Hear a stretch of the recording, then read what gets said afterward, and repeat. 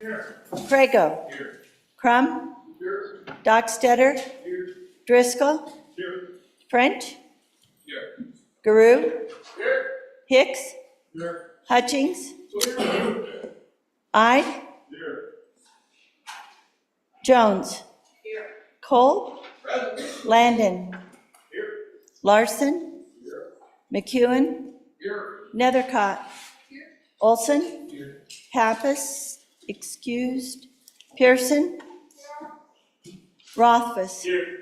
Salazar. Here. Schuler. Scott. Excused. Here. Smith. Here. Steinmetz. Here. Schuler excused. President Beitman. Here.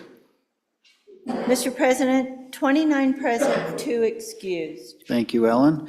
Prayer by Reverend Christian Basil from St. Mark's Episcopal Church.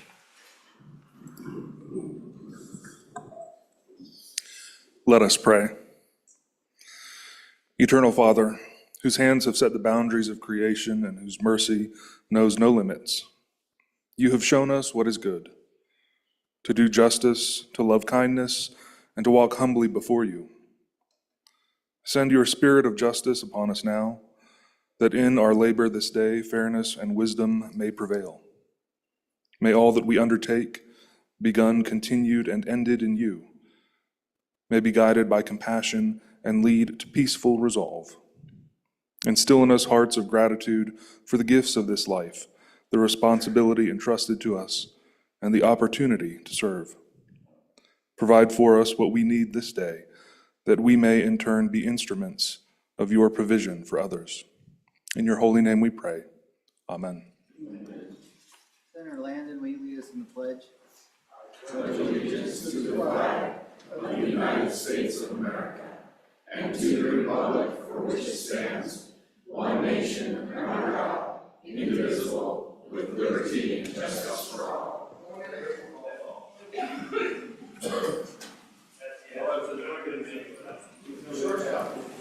Reading correction, approval of journal. Will the reading clerk please read the journal committee report? Mr. President, your journal committee reports that the Journal of February 11, 2025 has been read and recommends that it be approved. Senator Crum, Chairman. Are there any objections? There being none, the committee report has been adopted. Senator Landon. Mr. President, may I have the privilege of the floor? Real Yes, quickly? sir. Thank you very much, Mr. President. Fellow senators, in the bleachers up above, we've got a group, our Wyoming Airports Coalition is here. It's the largest group of aviation professionals in Wyoming. They're responsible for directing and managing and operating, designing and constructing our state's 40 public use airports that support well over $2 billion in economic activity here in the state of Wyoming. Our state's airports provide critical connectivity to industry, workforce, healthcare, quality of life, and aerial firefighting, just to name a few of the things that these folks do. The chairman of our airport managers group, Mr. Devin Brubaker, is up there with them, but all of the airport coalition, I'd ask that they stand up and please welcome these guys to the Senate today. All right.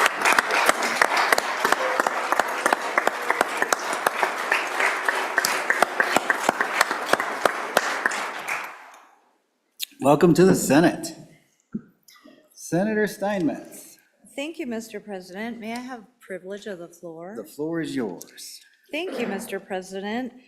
Fellow senators, I would like to introduce the 12 participants of Class 18 in the gallery for the Wyoming LEAD program. Wyoming LEAD is Wyoming's longest-running statewide leadership program for adults.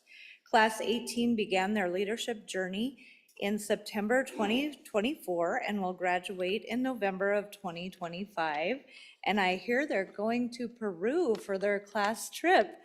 So up in the gallery, we have Acacia Accord from Weston County, Seth Allen from Lusk, Cody Alps from Yoder, Wyoming, Beth Butler from Laramie, Amber Edwards from Sheridan, Tori Graves from Buffalo, Eilish Hansen, who used to work for us here at the LSO in our research division, welcome back, from Gillette, Jared Hendry from Lysite, Marie McLaren from Kimmerer, Dagan Montgomery from Pinedale, Avery Reynolds from Bar None, Laramie Seymour from Rosette, Katie Shockley from Cheyenne, and Maddie Stevenson from Rollins. And their wonderful director who saved me when I was lost in the Ukraine, Cindy Gerritsen-Weibel. Welcome to the Wyoming Senate.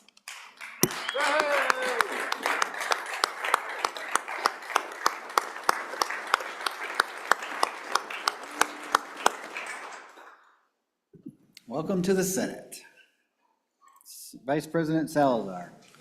Thank you, Mr. President. Some rather sad news today. The mayor of Lander, Monty Richardson, passed away today. He was literally in the gallery 2 days ago watching us. Monty was a friend of mine. He was kind-hearted, a public servant, leading the town of Lander. Always had a smile and a nice thing, a nice comment to say to anyone who came up to him. And as I said, he was here just 2 days ago and passed away. So, Mr. President, if the Senate could pause for just a few seconds and remember Mayor Monty Richardson from Lander.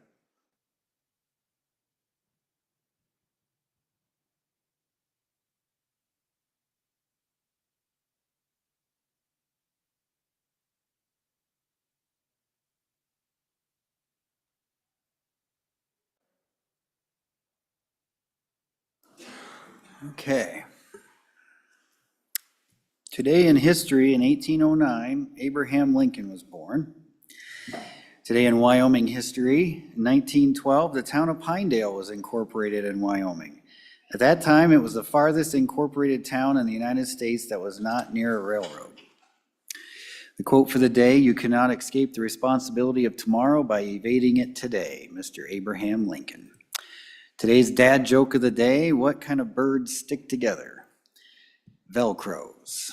There they are, Velcros. All right. Messages from the House. From the House of Representatives, Mr. President, the following messages are dated February 11, 2025. The following bills passed the House on third reading. Message number 263, House Bill 228, Prohibition on Private Funds for Conducting Elections. Ayes 57, noes 4, excused 1. Message number 264, House Bill number 294, Federal Mineral Royalties Distribution Amendments. Ayes 56, noes 5, excused 1. The following bills passed the House on third reading in an amended form. Message number 261, House Bill 209, Reliable and Dispatchable Low Carbon Standards Repeal. Ayes 60, noes 1, excused 1. Message number 262, House Bill number 211, Hunting Wildlife from Vehicles. Ayes 59, noes 2, excused 1.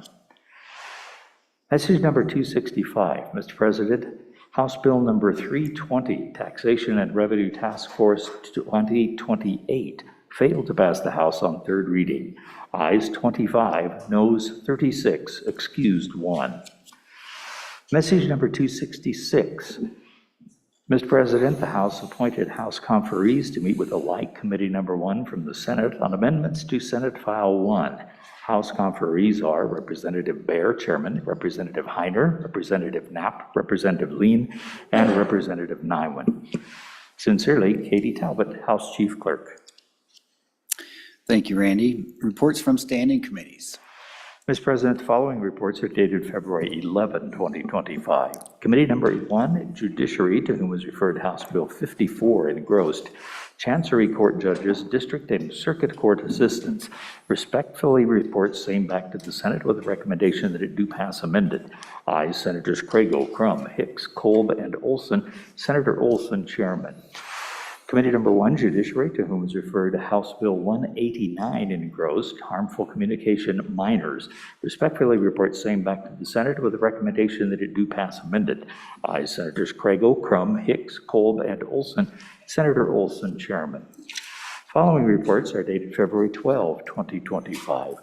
Mr. President, Committee Number 7, Corporations, Elections, and Political Subdivisions, to whom is referred House Bill 47 engrossed, Secretary of State expedited filings, respectfully reports same back to the Senate with the recommendation that it do pass.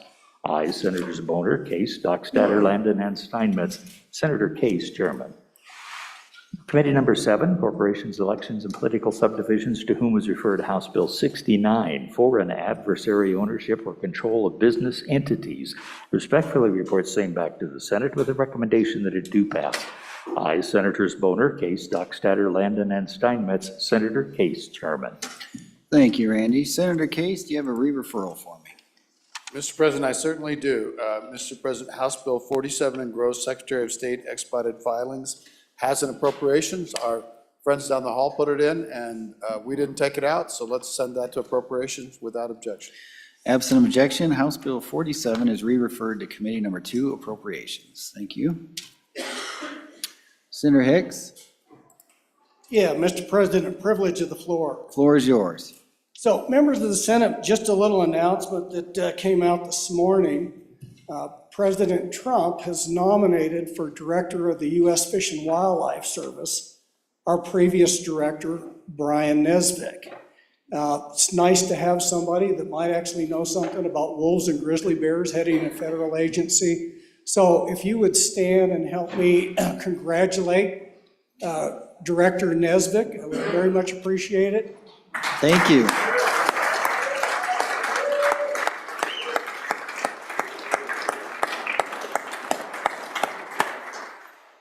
That is excellent news. All right.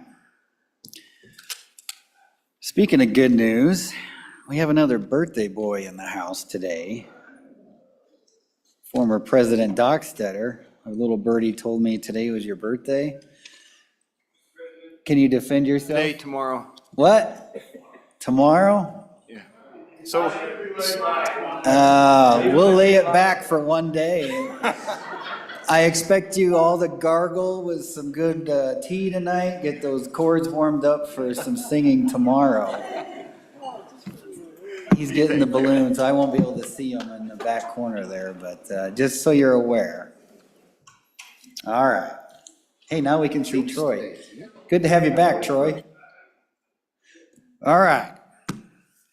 Where are we at? Bills on third reading and final passage. Madam Majority Floor Leader, do you have a consent list?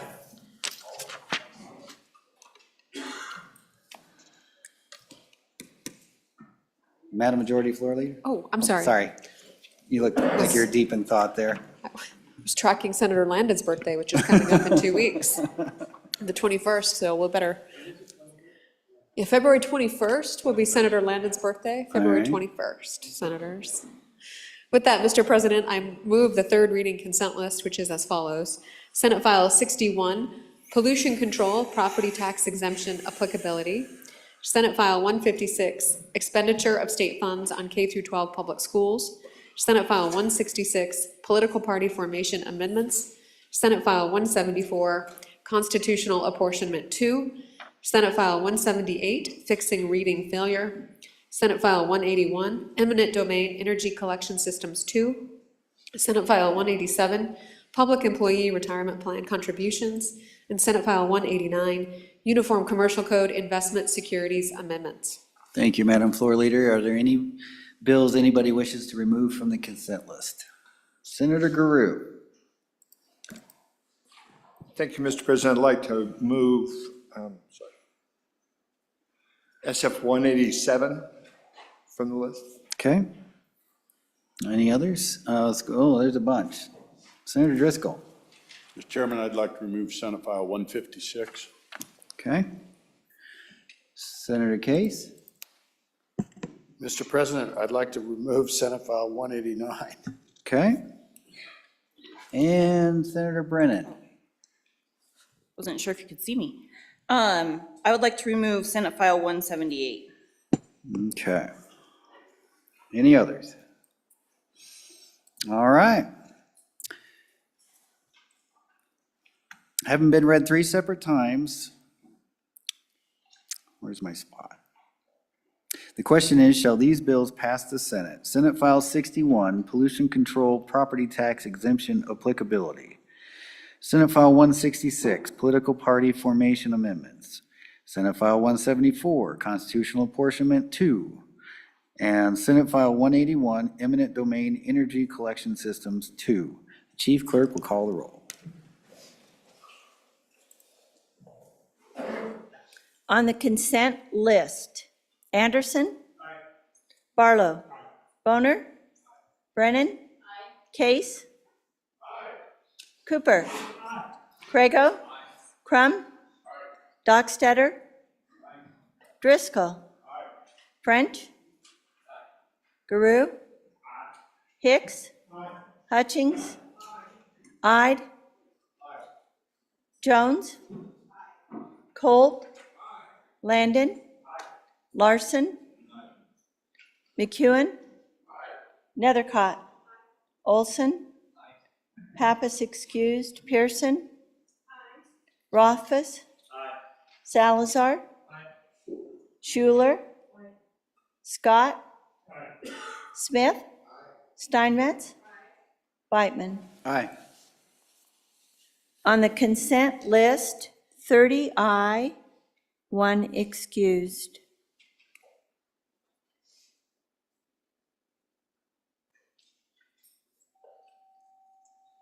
Senate File 61, are there any changes? Closing vote. Closing. Vote closed. Senate File 61, 30 aye, 1 excused.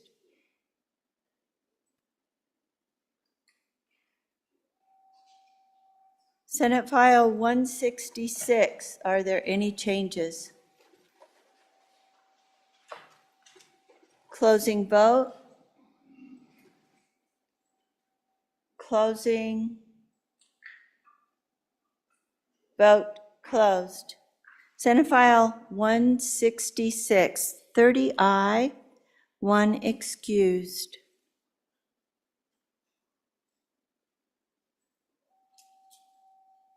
Senate File 174, are there any changes? Closing vote. Closing. Vote closed. Senate File 174, 30 aye, 1 excused.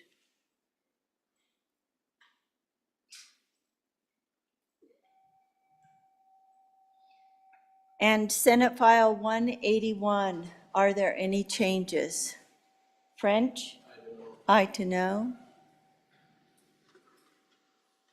Closing vote. Cole, aye to no. Closing, McEwen? Aye to no. Closing. Vote closed. Senate File 181, 27 aye, 3 no, 1 excused.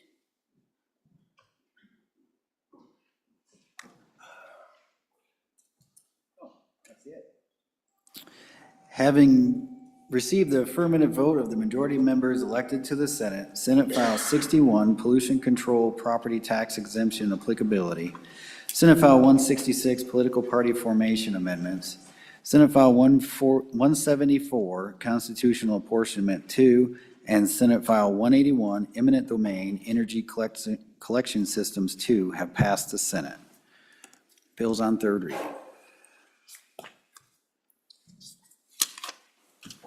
Thank you.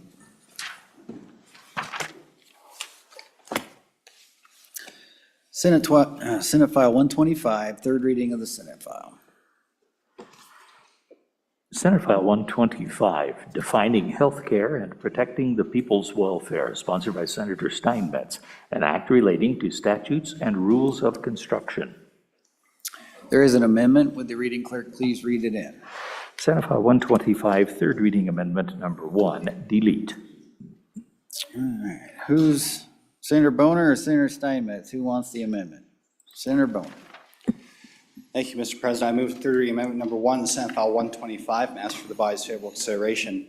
Ladies and gentlemen, this is an attempt to change this bill based off of the input that we've received so far. Fairly straightforward. If you just read with me on the amendment, lines 11 through 16 would basically be the bill. I think this gets right to the point. It says that abortion is not health care. Instead of trying to define what health care is, let's get to the point and say what it is not. And it does so in a way that recognizes the current exceptions in the statute. So the way we've constructed it, you'll see the definition in 35-6-22A with little I has the definition of abortion. Then we have the exceptions in 35-6-124. That's in the cases of rape, incest, if the fetus or the baby is not viable outside the womb, those sorts of circumstances which are currently in law.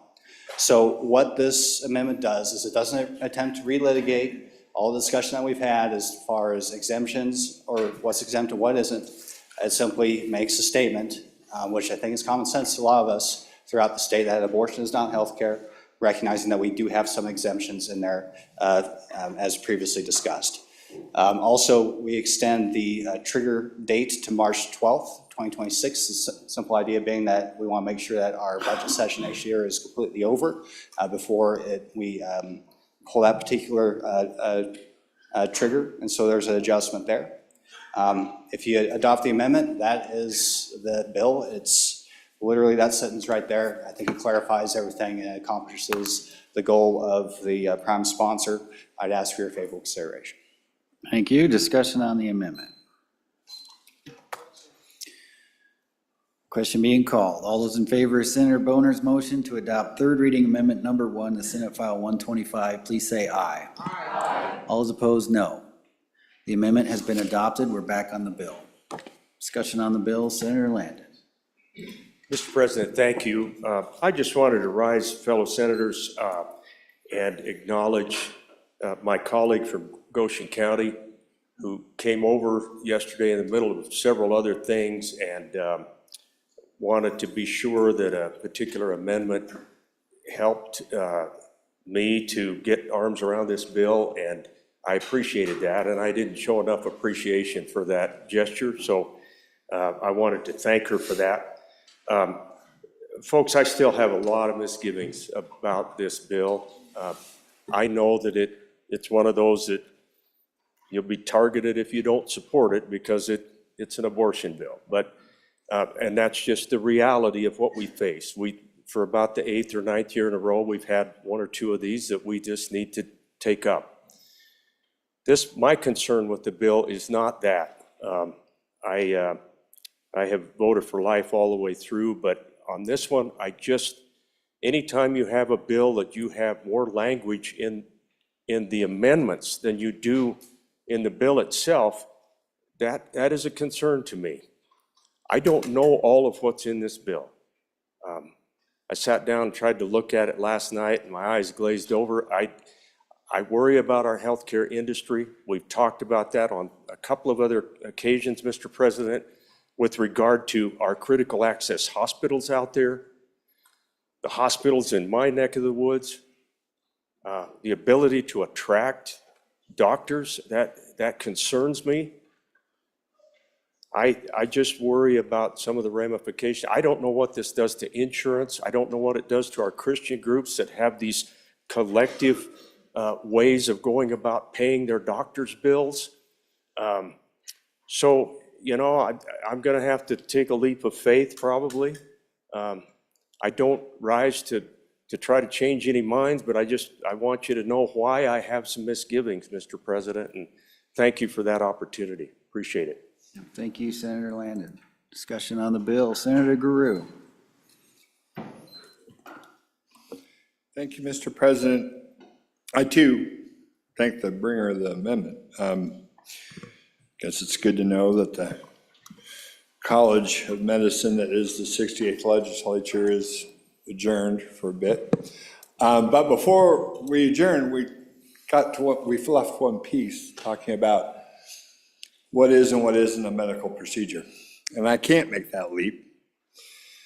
If someone goes into a office of a medical professional, goes into a surgical room and has a surgical procedure performed, in my book, that's medicine. And I don't think that changes. It's kind of one of those, it is or it isn't, and to me, it's not. So I'm on and against the bill, which I'm sure doesn't surprise anyone, doesn't change anyone's mind. But I too wanted to rise and thank the bringer of the amendment and the sponsor of the bill for trying to lead us out of what was a pretty rough thicket. Thank you. Further discussion, Senator Case. Thank you very much, Mr. President. I recall your remarks the other day when we were rushing our way through Committee of the Whole, and you mentioned that some of this work wasn't the best, and that was absolutely true. This bill before this amendment was a terrible bill, Mr. President. It should never have been on this floor. It should have, the committee should have done better work. We should have done better work in Committee of the Whole. It should never have been here. Now it's a clear bill. It's a bill that matches statements that the legislature has made before, for the most part, Mr. President. But I'm still opposed to the bill.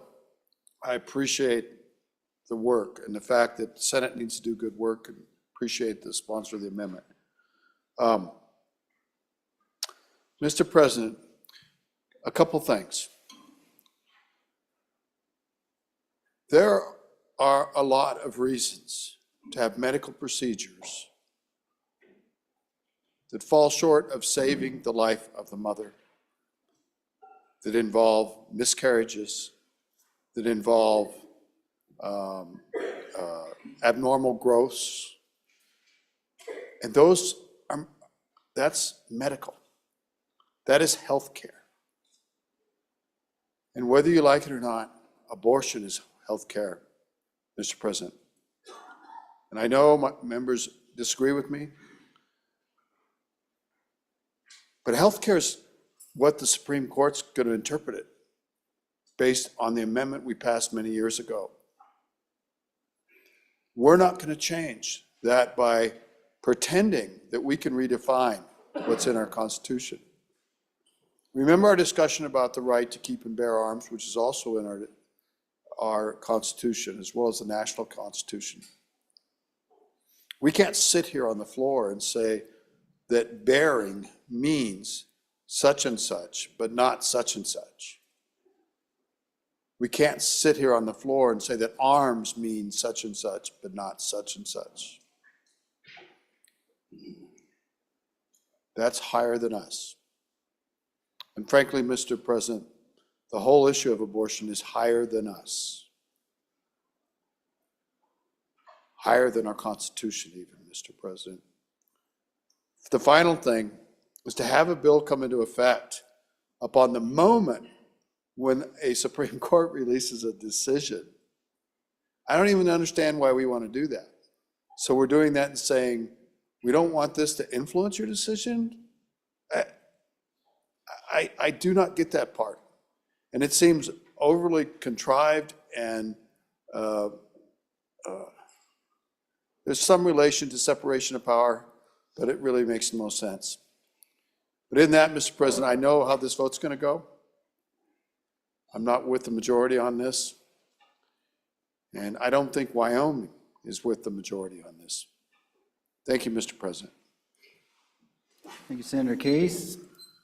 Further discussion, Senator Rothfuss. Thank you, Mr. President. On and against the bill, and I do appreciate the simplification. Also, it eases some of the concerns with the construction, but at the end of the day, abortion is health care for many, many people in this state. It does not have to be for everybody. And that's the beauty of a constitutional provision that protects your rights. You get to view it as health care if you choose to view it as health care. You get to not view it as health care if that's your choice. And that's reflective of Article 1, Section 38, which leaves the choice to the individual. That was the purpose of the legislation, is to give individual choice, not to empower this chamber with the authority to dictate healthcare decisions. It was quite the opposite. It was to protect individual rights, to assert one's own view on what is appropriate healthcare for that individual and their family. So the idea that we're going to come in here because we don't like what's been put in the Constitution and we want to work around it and recraft it to meet the religious and moral philosophy of just over half of the state, to the detriment of the religious and moral philosophy of just less than half of the state, Mr. President, is really not consistent with what we're supposed to be doing with individual rights. We're supposed to be respecting those individual rights as broadly as we possibly can, protecting everyone's rights as individual rights, up to the individual's view and interpretation to the greatest degree we can. This legislation tries to circumvent that, explicitly tries to circumvent that, by picking one interpretation and telling the court, this is the only interpretation that's acceptable in the eyes of the Wyoming legislature by a majority vote. Boy, I hope we don't go down this path anywhere else in any of other rights. I hope we don't do that with our freedom of speech. I hope we don't do that with our right to bear arms. I hope we don't do that with our privacy rights. It's wildly inappropriate for us as a body to limit individual rights through legislative action. To limit rights, that's big government. That's the biggest government we can get when we spend our time in here trying to exclude individuals from having their own free will, their own opinion, and their own individual views on implementing those rights. That's what this bill does. That's why I oppose it, Mr. President. Senator Office, Senator Salazar. Thank you, Mr. President. You know, I wasn't going to stand up because, as my colleague from Lander has said, we all know how this vote's going to go. But I am going to stand up. Abortion is the taking of human life. And for many of us, abortion is not health care. So, for many of us who believe that, there is an urgency, there is a need, there is a desire to prevent the taking of additional life. With regard to this bill, it had problems. The amendment has changed that for me. I'm going to vote for this bill. The effective date has changed. That was very helpful. But for those of us who believe that life begins at conception, these pro-life bills that are coming to us before the third branch of the government makes its decision later this year, if written well and correctly, is essential. This bill needs to be voted yes. It needs to pass now with the corrections, and I encourage you to do so. Thank you, Senator Salazar. Let's go to Senator McEwen, then Hicks. Once again, I'm confused. We have a difficult bill in front of us, and we as a legislature are not competent enough to make a decision. Yesterday, I heard that we can't hold kids back because that'll damage their social development. We don't have a problem with that because that was kind of an easy decision. This one's hard. I get it. Comes down to your core beliefs. When does life begin? We talk about people's rights. If you believe that baby is a human being, it has rights. It just doesn't have the ability to speak or tell you what it thinks.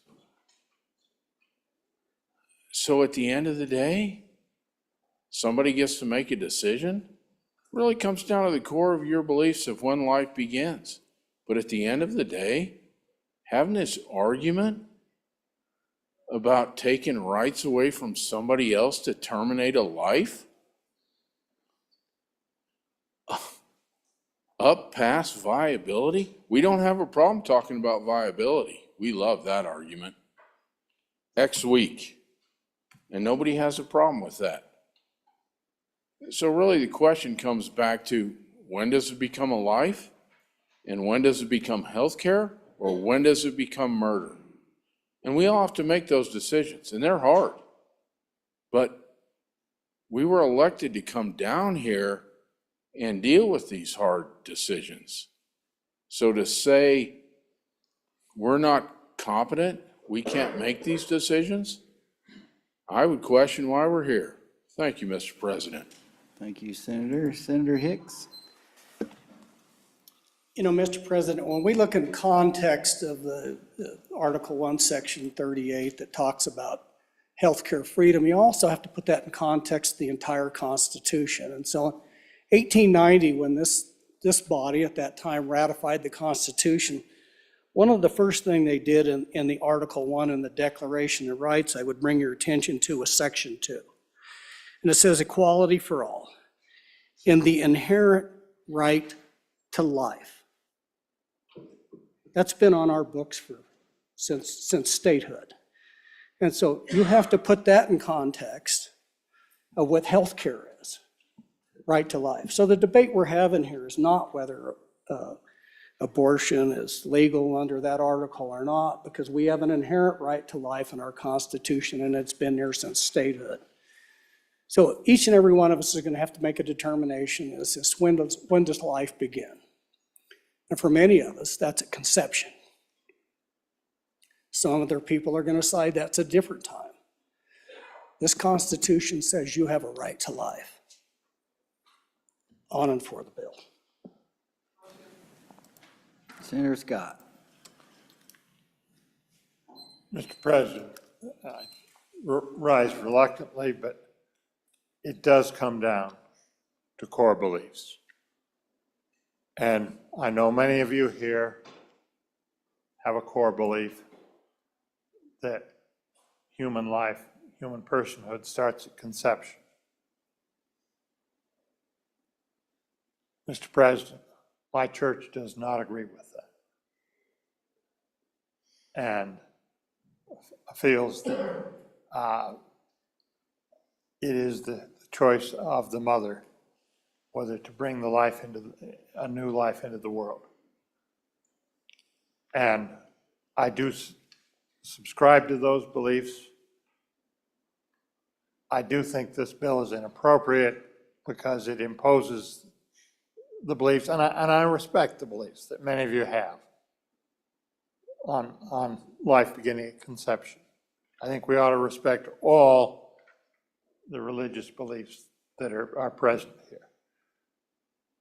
But I'm going to have to vote no on this bill because it is imposing the beliefs of one set of religions on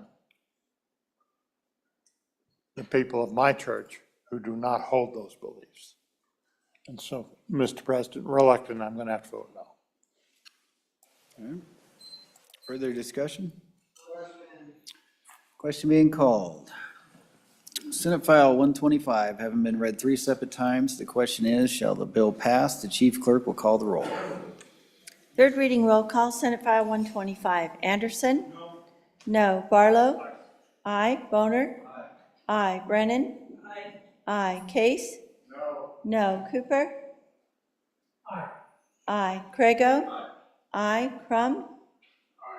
Aye. Dockstetter? Aye. Driscoll?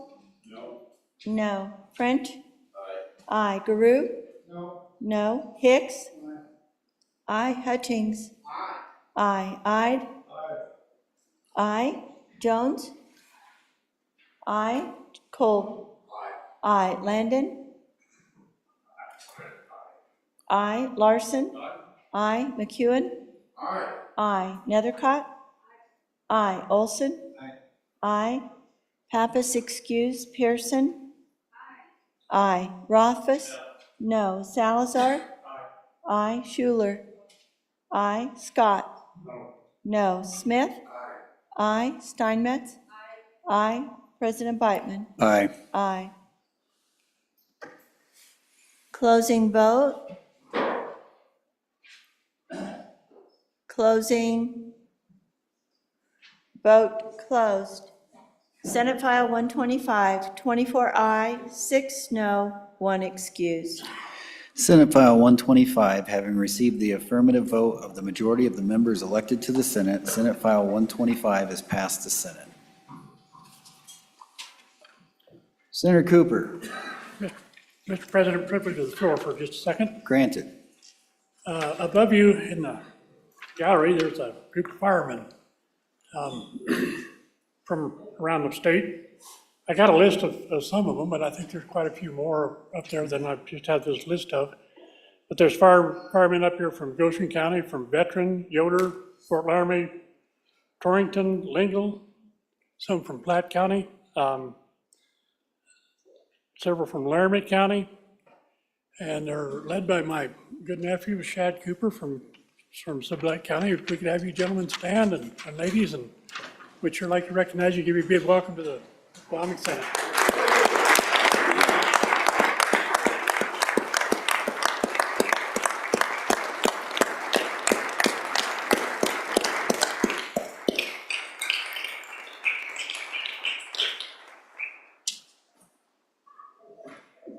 Welcome to the Senate. Mr. Vice President. Mr. President, honorable members, we have with us also today members of Teen PAC. Teen PAC seeks to inspire youth in their relationship with Christ and train them to understand the political process, value their liberty, defend their faith, and engage the culture around them. With that, every aspect of their programs, from homework to worship. Teen PAC students learn best by doing. That's why their state classes are comprised of focused hands-on leadership training, with classes offered around the nation for students between the ages of 8 and 19.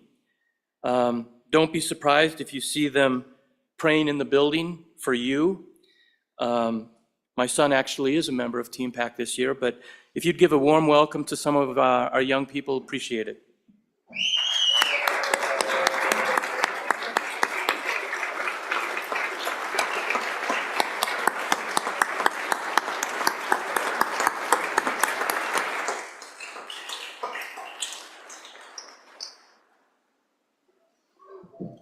Welcome to the Senate. All right. I will give a shout out to my friend Luke McKeon from the Yoder Fire Department. Luke was operating a bulldozer on the Elk Fire with me up there in Dayton, and they came all the way up from Yoder to help us fight that fire. And it got pretty gnarly, got a little western on a late Friday night, and Luke bombed off. Last time I saw Luke, there was a wall of fire coming straight towards me and my crew, and he came by at the last minute on his dozer and cut a fire line to save a house that we were protecting. And Luke's a brave man, and all the members of that department, hats off to you guys, and thank you for all you do, and just wanted to give you a shout out, so thank you for that.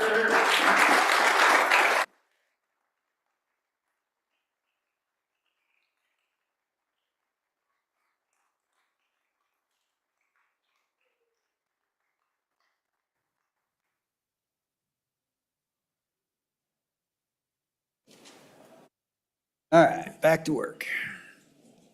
Senate File 156, third reading of the Senate File.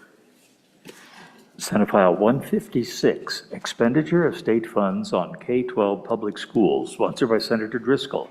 An act relating to K-12 public school facilities. Senator Driscoll. Mr. President, thank you. A few comments and then a request. Folks, this has been a really interesting bill. Testimony in committee was it really didn't do much, that it already had rules out there that kind of covered it all. And for all of you in your inboxes, you found how widely our maintenance funds are used across the state. And I have no intention to do harm to my district or any other by inadvertent action on a bill. But I am requesting, and I will be submitting for a interim study on this. I think it's very clear that our maintenance funds really aren't doing exactly, at least in my intention, what the intention of the legislature was spending that money. With that being said, I would request to lay Senate File 156 back for one day, which effectively kills the bill. Senator Landon. Mr. President, thank you. And before you get to that motion, I just wanted to stand and thank the senator for taking up, public policy, an area that I think he's absolutely right. I think this is an opportunity for your new select committee on school facilities to take a look at that, to make sure that what we devote to those line items is going to those line items. So stand ready to do that. If our management council requests us to do that, we'll take after it. Thank you, Mr. President. Thank you, Senator Landon. Absent objection, Senate File 156 is laid back for one day. Senate File 178, third reading of the Senate file. Senate File 178, Fixing Reading Failure, sponsored by Senator Scott, an act relating to education. Senator Grew. Thank you, Mr. President. Just wanted to pull this one and talk just for a second. Those of you who've been here know in the last 3 years, we've been with the leadership of the first floor to really work hard to get our state employees up to market wage after the 2000 and, whoa, what did I do? Oh, I'm sorry. Whoops. I got ahead. Okay. Senate File 178, any discussion on the bill? Oh, there we go. Senator Brennan on Senate File 178. Mr. President, on Senate File 178, All right. Fixing Reading Failure. Mr. President, I wanted to pull this off and have a little discussion on this bill. I haven't spoken out a lot on this bill, but I've been just thinking about this bill and the policies in it and what we need to do. Nobody would argue and nobody in committee disagreed that reading isn't important for our children and that we shouldn't focus on reading. This bill particularly focuses on that K through third grade reading. And we actually have heard a lot of testimony that from the public, from the schools, that they would really like K through 12 reading to be addressed. And so just a couple of my thoughts, Mr. President, as we look at policy and whether this bill we want to move forward in this policy, or if we want to look at taking this and doing a little bit of different stuff in the interim.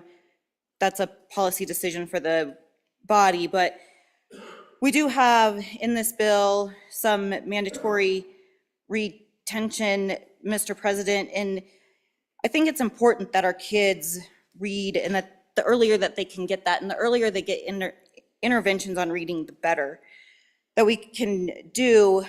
I do question, Mr. President, if maybe that whether a child is held back should be collaboration between the schools and the parents. And we do hear sometimes that schools really want to just advance kids when parents are asking for a child to be held back. And that's something that we need to strongly look at, that parents should have a right with their kids on whether they get held back or not. But I do think that maybe they should have a little bit of say in moving them forward. Another concern that came up is with the statewide testing.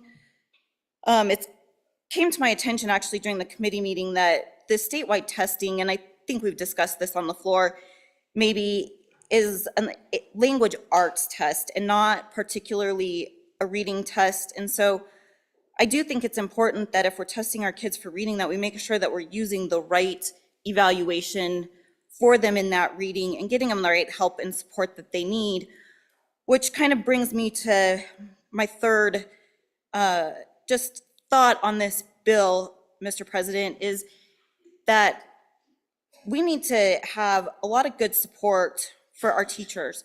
I don't believe that there's a teacher out there that wants their kids to not be reading or improve on their reading throughout the year that they're in that teacher's class. I believe every teacher wants that. I just don't know that our teachers are being empowered with the right resources currently to do that. Along with administration, it appears that maybe our administrators don't have the knowledge and the resources to support and empower their teachers. And so, Mr. President, I think it's just something that we can look at and decide, is this bill ready to move on? Or do we take a look at a couple of things and come back with a really fantastic bill next year? Thank you, Senator. Senator Landon. Thank you, Mr. President. You know, I too have not stood on this bill much, but I woke up early this morning thinking about a couple of provisions in this bill. Ironically, the bill, I think, attempts to do a lot of the things that we're already doing. I spent 4 years as one of your representatives on the accountability work in our statutes. I revisited those, brought back a lot of memories of a lot of work that we did. And if you haven't read those, you should. You should get a look at what we're doing in our schools now. And by the way, it is paying off. We have provided guidance from great districts like the one in your neck of the woods, Mr. President, and other districts have been able to learn from what's going on in those blue ribbon districts, and we brought other districts up. That accountability legislation was born right here in the Wyoming Senate, and it has worked, and it's good stuff. It's based on research and knowledge and professionals being at the table. This one has language in it that if our teachers engage in fraud or nefarious activities, the Professional Teacher Standards Board will take their certification away. I just was curious about that language. What in the world makes us think that our teachers are going to commit fraud on this front? They're the ones trying to get our children up to reading speed. And what about this automatically holding kids back? What about parents' rights? That isn't up to a school district to tell me they're holding my kid back. They'd better talk to me about that, Mr. President. And I know they've got resources to put in front of my student. That should be up to me. That shouldn't be up to us in the Senate saying, you know what? If you're not up to reading speed, we're holding you back. I would prefer that parents have a visit about that and maybe put that child in a summer reading program with support, not punitive measures. So those are the problems that I have, Mr. President, with this legislation. It feels like, you know, that's one of those you go home with and somebody says, well, how could you vote against a reading bill? Well, it's because of what's in it. Mr. President, this one, I would agree with my good friend from Cheyenne. I really believe that this one deserves a little more attention, a little bit more care, and let's bring some professionals to the table and do this thing right. If we want to add to the accountability measures I spoke about, all the good. But let's not tip over the apple cart, take away parents' rights, put punitive measures in for teachers. It's just not the right approach. Thank you, Mr. President. Thank you, Senator. Senator Schuler and then Senator Scott. Thank you, Mr. President. Again, I've had some issues with this bill. Like I said, I've been hot and cold. We fixed, I think, some of the issues that I had some problems with, and I think it's gotten better. But when you had a bill that had so much in it to start with, and then our State Department of Education tried to put, their touch in it, and it kind of made it a little maybe more complicated than it needed to be. The idea and the work that the good senator from Natrona County's put in on this is great. He's done a great job on it. It's just a very complicated bill. One of the things that I still have an issue with is, we do talk about parental rights, and the good senator from the other good senator from Natrona County talked a little bit about this. In the bill right now, it just says that once the student doesn't meet proficiency, if they can't get the parents' consent to put them in an IRP, which would be an individual reading plan, the district shall go ahead and enforce it anyway. That kind of gives me a little bit of concern, because I do think we need to have a lot more collaboration between our parents and our employees and our districts. I think that's probably one of the things we're missing in education. There's just a few things in here that I can't quite wrap my arms around. What I really wish we could do with this bill is make it an interim and really study it. I think, like I said before, we're on the right path. We're doing some good things already. I think this bill, like I said, I like the incentives part of it. There's parts of it I don't like, but just some thoughts from somebody who's been in the trenches. Thank you. Thank you. Senator Scott.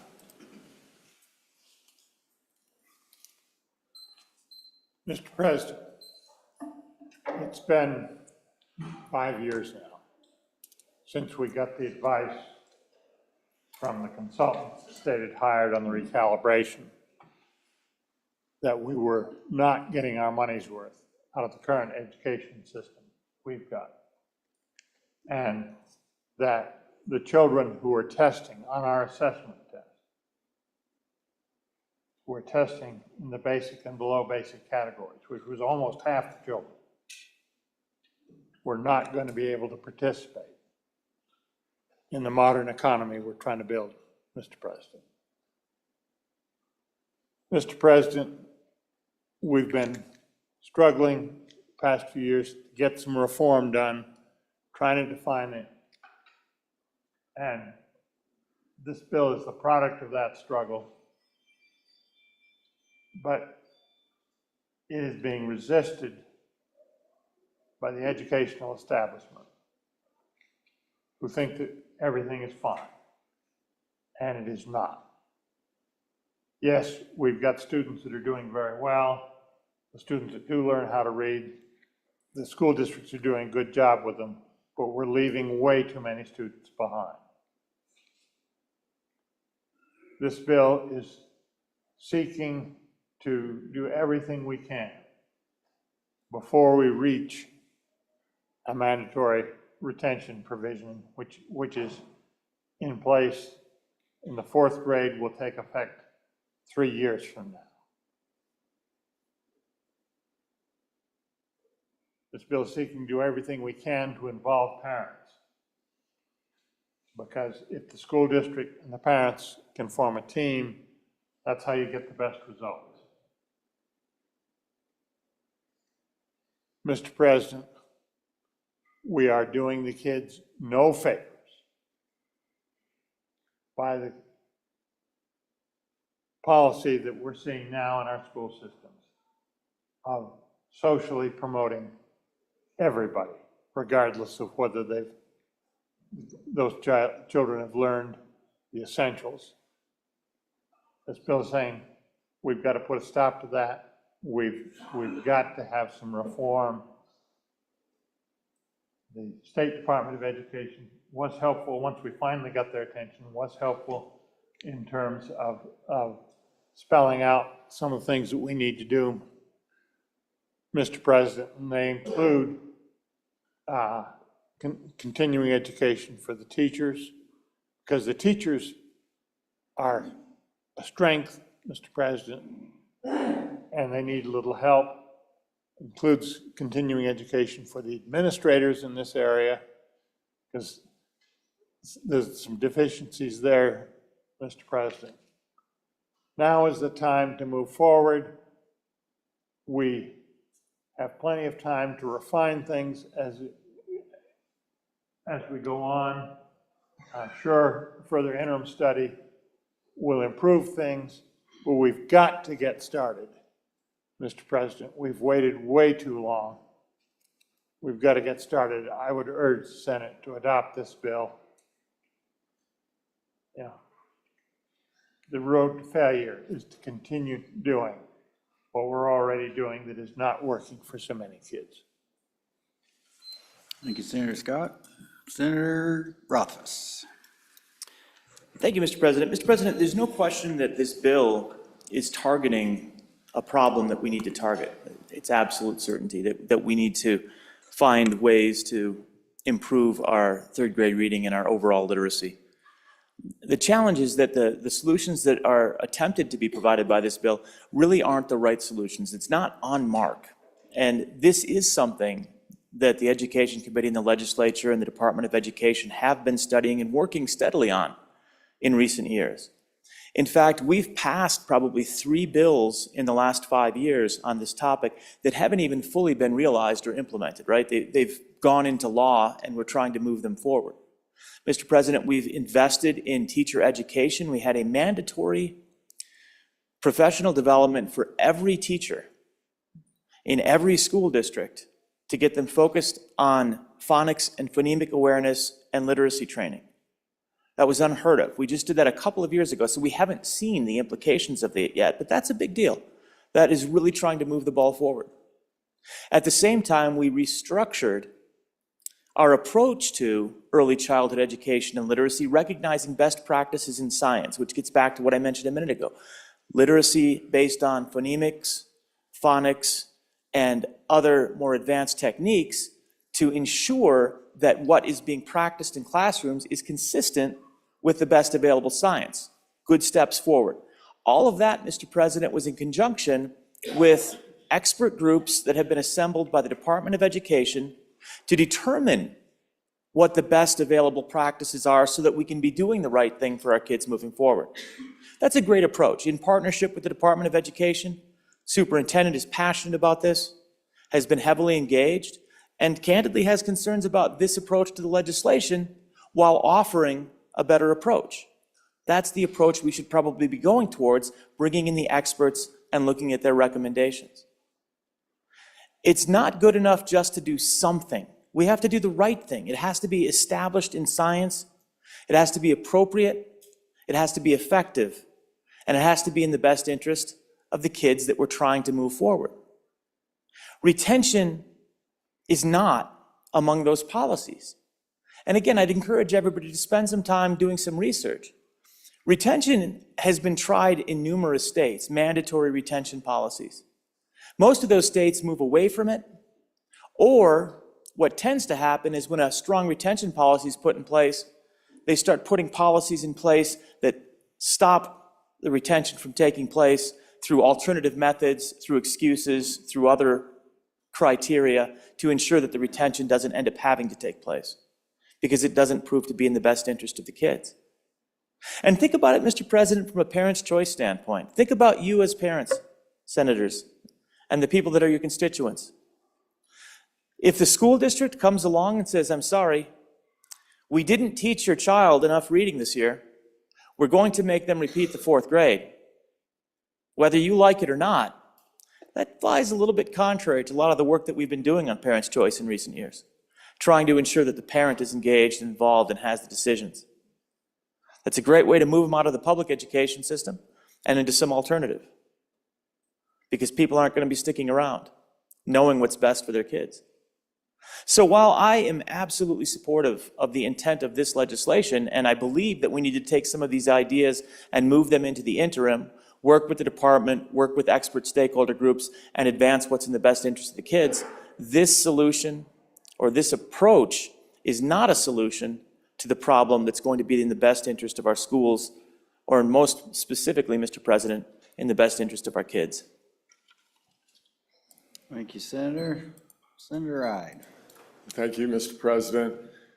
I applaud the bringer of this bill. I too really like what he's working on here, but I can't really speak for or against it. I'm struggling with the provisions of parental control, the provisions there to strengthen those, and I'm not seeing it in there. So that's where I'm having the struggle with this bill. Thank you, Mr. President. Thank you, Senator Ide. Senator Crum. Thank you, Mr. President. You know, as I look at this, I really do, without repeating ourselves, appreciate where this bill's trying to go, to get our kids better and to read. I truly appreciate that, but I don't appreciate the assumption that the schools are doing a bad job. We've heard many statistics that our schools are doing a great job. We know they can get better, right? All of us can always get better and improve, and I think that's what we're trying to do is improve. And then I've heard things like the schools pretend everything is fine. The school board I met with and the educators I meet with know that things aren't fine and they're trying to make them better. And I think that's what this body's trying to do is make it better. But when I look at 26 pages in this bill that lead to bureaucracy, they're just adding to bureaucracy. I thought this group was about taking bureaucracy away and letting things happen on the ground in an easier fashion. We're adding to bureaucracy with this 26-page bill. So I do appreciate the intent. I think it's something that we got to continue to work on. As of right now, I'm against this bill. Thank you, Mr. President. Thank you, Senator Crum. Senator Dockstader. Thank you, Mr. President. Appreciate the effort. Everything our good senator does from the Bates Creek country is done in detail, and I appreciate that. He brings a lot of wisdom to the body. But I'm also one that's my occupation directly related to the schools. I'm in them, I see them, I see how they're doing, and especially in regards to the reading, I visit with them about this. In the 3 districts that I directly represent are growing fatigued with these constant efforts to try to fix and tweak and correct. And so I'll stand against the bill, acknowledging the good work that's been done. But when we go into something that, not just 26, but you start amending it and you're over 30 pages, if we do this point it has to become committee work, it needs to become interim work, and it needs to be done in cooperation with the schools, because by doing this, by running these types of legislation, we just continue to cause rifts with our schools who are very successful, and they ask us, and again, what are you doing? Let's do some cooperation with our school districts. We have some very successful schools out there. Let's acknowledge that. And if we take this type of in-depth work, then let's do it at a larger committee type level, an interim work. Thank you. Thank you, Senator Dockstader. Anybody else wish to speak? Anybody else back before the sponsor? Senator Scott, want to bring us home? Yes, Mr. President. Let's stop and think. We have a problem with our school system. And that is a problem. It's not universal. There are districts, as we've just mentioned, that are doing pretty well. That's recognized in this bill. There are districts that are not doing very well, Mr. President. And we were criticized by the consultants we had hired for not teaching all the kids how to read. There are a number of reasons for that. One of them is that many of the schools are resisting the parental involvement. This bill tries to cure that by seeking at every step we can to get the parental involvement. This bill is trying to do everything we can to cure the problems before they get to the point where the child is not going to be successful going forward. Because if they haven't learned how to read, you'll wind up with the situation we have right now, Mr. President, where I talked to a high school teacher a couple of weeks ago in my district, who said they had a section, 22 kids, and she said 13 of them could not read.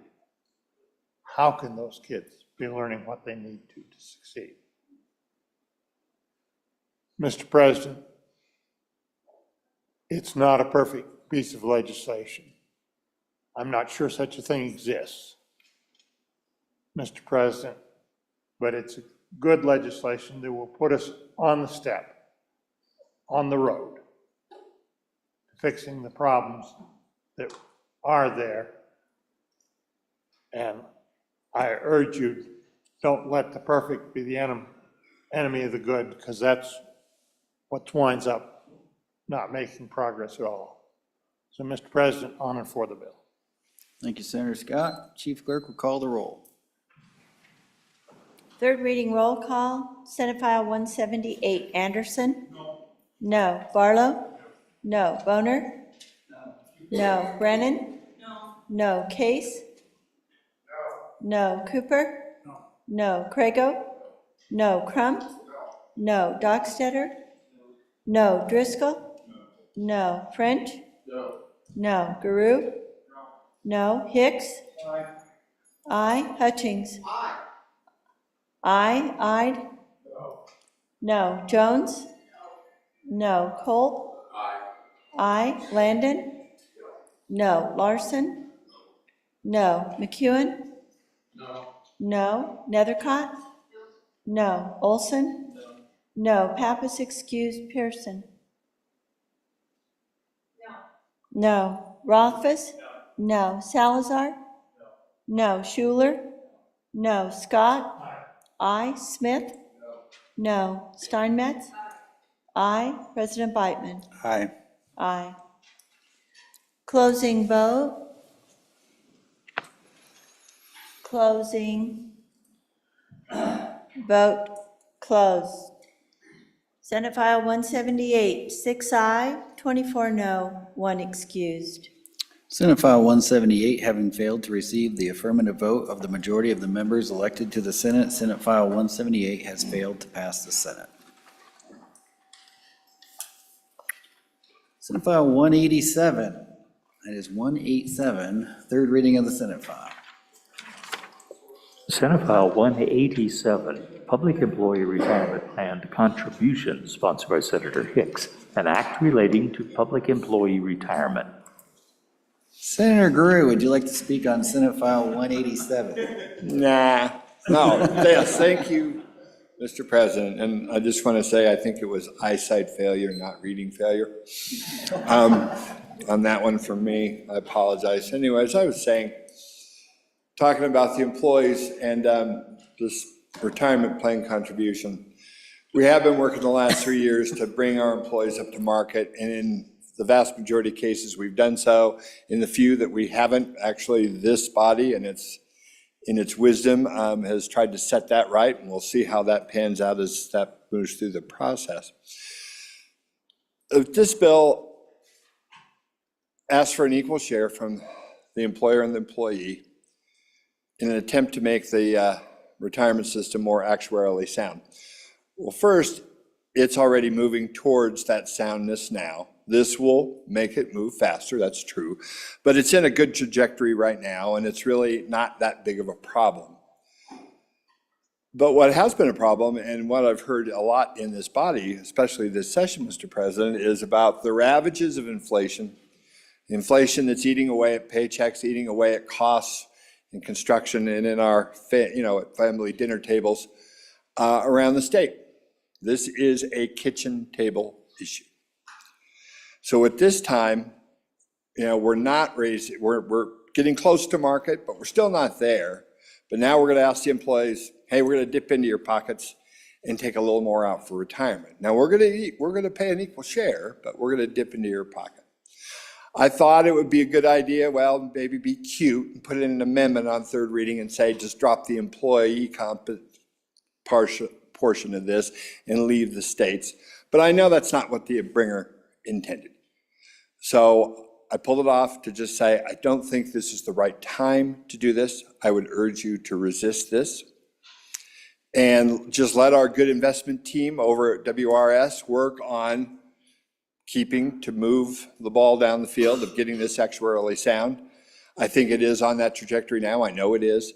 And let's continue that way. And then we'll take another look at it next year and see what we need to do. But at this particular time, for those employees and their kitchen table issues, I urge you to vote no. Thank you, Senator. Let's go to Senator Hicks. So, Mr. President, just a couple of things, respond to my colleague. This was good public policy last year. This was the work of your Joint Appropriations Committee. It passed both houses, brought it back this year. But let's talk about it. So the figure that I handed out to you on the first reading of this showed you that because of the employee salary increases that we've given 2 of the last couple of years, as a percentage of their salary, even with this contribution, they're paying less. Let me emphasize that. Less as a percentage of the salary than they were a decade ago, and less than they were 8 years ago. That's what that graph showed, to address this very issue. Now let's keep in mind, this is their money. We're just saying 1/4% increase in what you contribute, 1/4%, the state will match it.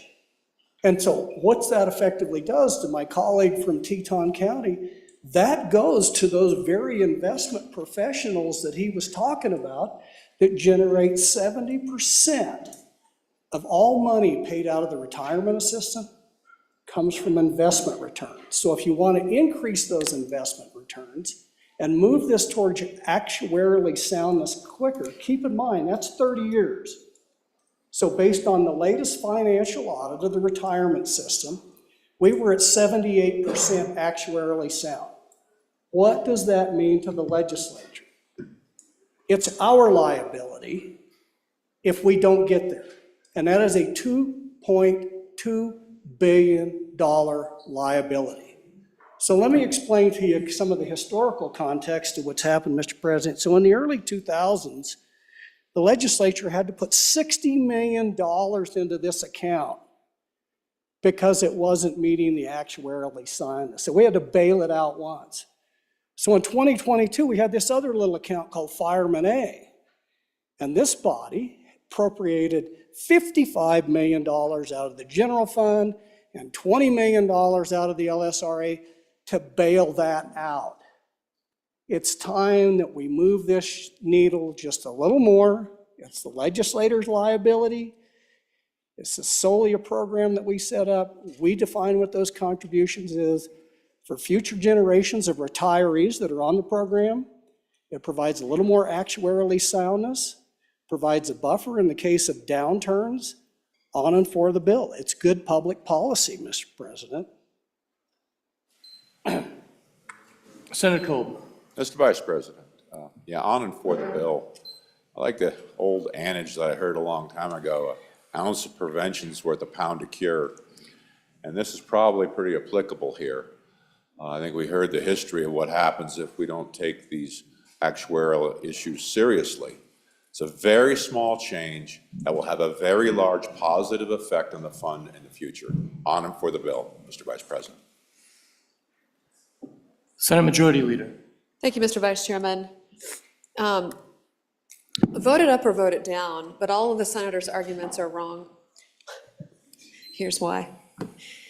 We also passed last year the bill that says retirement contributions will be determined by an actuary in order to prevent these very debates. That went into law, and that will go into effect next year. The bill that was vetoed by the governor was very similar to the bill in front of you. And it was intended to kind of prepare the public employees in anticipation of what will be an increase in their mandatory retirement contributions as well as the states. So it was kind of a step in that direction. So the bill in front of you is slightly different, has a slightly higher percentage, 1/4% higher, than the bill last year that was vetoed by the governor. However, the entire argument, quite frankly, is generally moot except for this next year, because there will be, as statutorily required, an increase or a decrease in contributions based on those actuarial determinations for the state and those employees in order to ensure the financial security of the fund. So we've already addressed that concern. I want to make sure that's very clear. We did really good work last year, and you should be proud of that. And those folks who are on the retirement fund should know that we have taken concrete steps to ensure the financial viability of that fund through those actuarially determinations. Now, the good senator from Teton County is right. What is anticipated as inflation is anticipated to increase. So those on a fixed income that are currently retired and no COLA will be granted for another 20 years, at least by those projections. It's a very serious concern of whether or not they need that money in their pocket now or to be contributing to the retirement fund for 25, beginning at 26. But really, it's a very temporary discussion because it's all going to happen anyway in 26. So vote it up, vote it down, but the consequences of it aren't as dramatic as maybe being evaluated now, unless you're one of those retired people who's really on that fixed income, which of course those exist, which is why I fully support property tax reduction for all. Thank you. Senator Ide. Yeah, thank you, Mr. Chairman. Another one I'm struggling with here, but I think I'm against this bill. I mean, as with the other states, I mean, we overpromised pensions to our employees. We can't, you know, we'd be condoning those bad decisions here if we move on. I mean, I think there's other ways to deal with this. Maybe new public employees, you know, they get a reduced pension or eliminate their pension until we figure this out. But I don't think we should be, you know, we overpromised, pure and simple, and that was, maybe it'll make us think twice before we make those promises in the future. Thank you, Mr. Chairman. Senate Minority Leader, Senator Guru. Thank you, Mr. Vice President. Well, theoretical, yeah, I guess. Is the fund moving towards being actuarially sound? Yes. Is everything the good senator from the capital city said? Yes, that's all true. Theoretical, temporary. But if you're a family of four sitting today at a table in a town in Wyoming trying to figure out if you're going to pay your car insurance or buy bread next month, the $8 million that this will put back in their pockets is not theoretical, it is real. It's today. It's happening now. Vote no. Thank you, Mr. President. Vice President, thank you. Senator Hicks for your second time. Yeah, Mr. Vice President, so good discussion. Colleague from Laramie County is right. This was passed as a companion bill with the bill to move it towards actuarially soundness. And the reason that they did that is to move this account in the right direction. But the other reason to do it was for the very reason that my colleague just talked about, and both of them. So I don't know if you guys looked at the CPI report this morning. Inflation's a little sticky, Mr. Vice President. And so under the current formula that the bill we passed next year, and one of the reasons the Appropriations Committee felt this was to gradually move in that direction. That's part of the rationale for doing this. Because if inflation continues to stay sticky where it's at, and all of a sudden your public employees get hit with a 0.5% increase next year because that's what dictates an actuarially sound plan, part of the idea behind this was to gradually move this on. At the same time we were given salary increases, it's less of a percentage of their total salary than it was historically in the last decade. That's what that graph showed. So again, I understand people having to feed themselves. But the concept here was to move this in gradually, move a little more money into the account, let those investment people do their magic so we move in a more actuarially sound direction. It is clearly a public policy. That $2.2 billion liability belongs to the legislature. I've already articulated the history of this. Just 3 years ago, $75 million, we had to bail that plan out on Fireman A, folks. This just helps a little bit, reduces the impact going forward associated with the bill that we passed that starts to move this towards actuarially soundness, particularly in light of inflation being sticky for longer. On and for the bill. Any other discussion? Senate File 187, having been read 3 separate times, the question is, shall the bill pass? Chief Clerk will call the roll. Third reading roll call, Senate File 187. Anderson? Aye. Aye. Barlow? No. Boner? Aye. Aye. Brennan? Aye. Aye. Case? No. Cooper? No. Crago? Aye. Crum? Aye. Dockstetter? No. Driscoll? Aye. French? Aye. Garou? No. Hicks? Aye. Hutchings? Aye. Ide? No. Jones? No. Kolb? Aye. Landon? No. Larson? Aye. McEwen? Aye. Nethercott? Aye. Olson? Aye. Pappas excused. Pearson? Aye. Rothfuss? No. Salazar? Aye. Aye. Schuler? No. Scott? Aye. Smith? Aye. Steinmetz? Aye. President Beitman? Aye. Closing vote. Closing vote closed. Senate File 187, 20 aye, 10 no, 1 excused. Senate File 187, having received the affirmative vote of the majority of the members elected to the Senate, Senate File 187 has passed the Senate. Senate File 189, third reading of the Senate. Senate File 189, Uniform Commercial Code Investment Securities Amendment, sponsored by Senator Beitman, an act relating to the Uniform Commercial Code. Senator Case. Thank you very much, Mr. Vice Chairman. Mr. Vice Chairman, I rise to oppose this bill.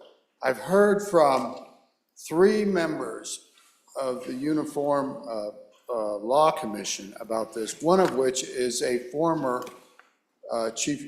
former justice of our Wyoming Supreme Court. And I read his comments to you the other day, and I now would like to read comments from another commissioner. Senate File 189 proposes to fix something that is not broken and could have dire consequences for Wyoming citizens. WS 34-1-8-511 gives priority of security interests, think about stocks, to the entitlement holder. This is the customer, like you or me. In 1994, stock trading moved from paper to electronic holdings. The UCC was adapted to reflect this change. The customer now had an electronic property right to the security interest. The trader, broker, or trading platform likes Fidelity. I'm sorry about that. That's in parentheses in our letter. Property right to the security interest. The trader settles the daily trades with a clearinghouse company. That's a securities intermediary. Generally, the UCC Section 511 gives priority of interest to the customer. There are 2 small exceptions to this which are described in B and C of 511, both of which are deleted by this bill. B gives creditors priority over the customer to the extent the customer has already pledged the asset. The customer voluntarily agrees to allow the securities to be used for a loan. This is margins trading. It is this exception. If this exception is deleted, these creditors effectively become unsecured. This is likely to lead to margin trading becoming either more expensive or unavailable to Wyoming residents. That 511 Part C applies to clearinghouses. Federal law requires the clearinghouses to have a line of credit available to cover their trades, if not cleared timely. This is necessary to ensure that if there are unexpected events, natural disasters or IT failures, for example, that the trades can be completed and closed out even if the funds are not received timely, relying on the line of credit. While that loan is outstanding, the clearinghouse has priority over the customer only to the extent of the pledge. This has never been an issue, but is put in place to ensure trades close like we are used to, usually same day and end of day. Mr. Vice President, the letter goes on. Those 2 sections are particularly egregious, and they're part of the Uniform Commercial Code. This bill proposes to delete them. The 3 members of the Uniform Law Commission have reached out and said, don't do this. If there are any other issues, we should handle this in interim, Mr. Vice President. This bill is a bad bill. Other discussion? Senator Crum. Mr. Vice President, I 100% agree with my good friend from Fremont County. I do appreciate what we're trying to do is bring this back to Wyoming.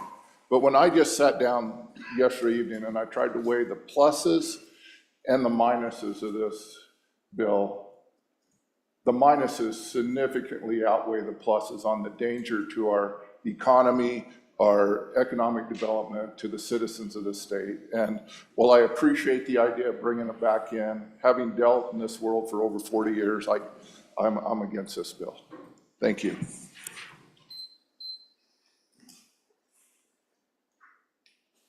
Mr. President, Senator Biden. Well, thank you, Mr. Vice President. On and for the bill. Again, I'm just bringing this, sometimes I am a little bit, takes me a few years to get some ideas to marinate with the folks. We're on year 3 or 4 of the ESG fight, and we're finally seeing some progress there. This I see as the same kind of deal. It seems it's new, it's a new idea, and it's scary. And the first knee-jerk reaction from those are to just, no, can't do it. Can't do it. Bad bill, bad idea. Don't talk about it. It's still, this raises the question of what happens in a systemic failure of the too big to fails. Do you actually own your securities? Yes or no? And I want you all to think about that. I know you're probably going to kill the bill, but if this thing goes through over the other chamber, there's another way we can do this bill. If you don't want to delete B and C, we can make the entitlement holder the primary in the order of priority. We can word it in the negative. So vote it up or vote it down. This issue needs to be thoroughly discussed, whether it's continues down the hall or it continues during the interim. But we need to think about how we're going to protect those of us that own stocks and in the event of another financial collapse, because Mr. Vice President, we're going to have another one in our lifetime, hopefully not anytime soon, but we will. And will we protect our citizens and hopefully our state assets in the Treasurer's office? I hope so. Let's get to work. Thank you. Senator Driscoll. Thank you, Mr. Chairman. I think the last words were words for the wise. This is a good bill for an interim study. I think it's a great idea. I think we need to make sure we protect everybody to the fullest, but we also need to be sure we do no harm. And the only safe way to do that is to take it to an interim, talk about the subjects, bring it back. I'd encourage you to defeat this and run it to an interim and make sure that we're doing the right thing. Folks, we continue to flirt with the edge of what may or may not be in these bills. And this chamber is called the upper chamber for a reason, and we tend to err to the side of safety when we err. Making a guess that something's going to work isn't always necessarily the right path, and at some point in time, it comes to haunt us. And I encourage us to always err to the side of safety. It's not a crisis. And come back, review it, and if we can find a good solution, let's do it. But let's expose it. We all know about it now. Let's defeat this bill and take it to interim. Senator Ide. Thank you, Mr. Chairman. This is a great bill. This strengthens property rights.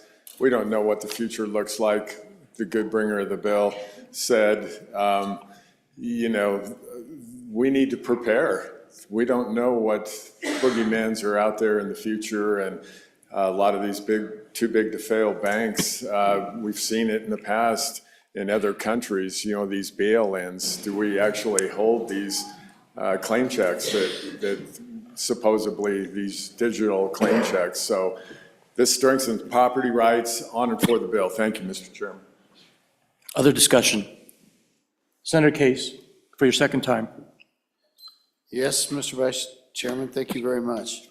Mr. Vice Chairman, we're part of the United States of America. We subscribe to the Uniform Commercial Code for a reason. It has business benefits. It allows for transactions across the country in business interests because you know how the laws in the states will treat that. So the purpose of the Uniform Commercial Code is to be a set of laws that governs commercial transactions across the country. And the commercial code has been adopted by every state. It's not perfectly uniform, but it's pretty darn close. And we established a Uniform Law Commission to help with that code and other codes so that business transactions can occur. You can buy stocks in Laramie, like you can buy stocks in Denver, and you can buy stocks in Rhode Island and know the rules of the game. Talk about property rights, Mr. Vice President. If you've pledged your stocks to me in terms of a loan, that's a property right I have. You may own the stock, but you've pledged them to me under certain conditions. That's what's being deleted here. That's anti-property right because you voluntarily pledged those stocks. I hold the security interest, and this bill is trying to take that out of our law. Mr. Vice President, needs more work. Let's hear from these experts that we have on the Uniform Law Commission. A retired Supreme Court judge that wants to talk to us about this. They're better experts than I'll ever be on this. And certainly better experts probably than most of the people in this room. Thank you, Mr. Vice President. Any other discussion? President Beitman. Thank you. Good discussion, and I'm glad we're having it. You know, sometimes you got to be the first one to bring a bill about to start the discussion, and it's like walking up to a hornet's nest and giving it a good swift kick. And then you got to run like heck because you're going to get stung. But at the end of the day, you know, yeah, we do subscribe to the Uniform Commercial Code, but it doesn't mean it's a suicide pact either. And when we find something in there that may be a problem, we owe it to our citizens to fix that problem. So I would urge you to continue fixing this problem and having the discussion, and we invite everybody to join in on the discussion and let's get this right. But I still support this bill. You know, we've I think identified an issue where financial institutions are using their clients' securities as collateral.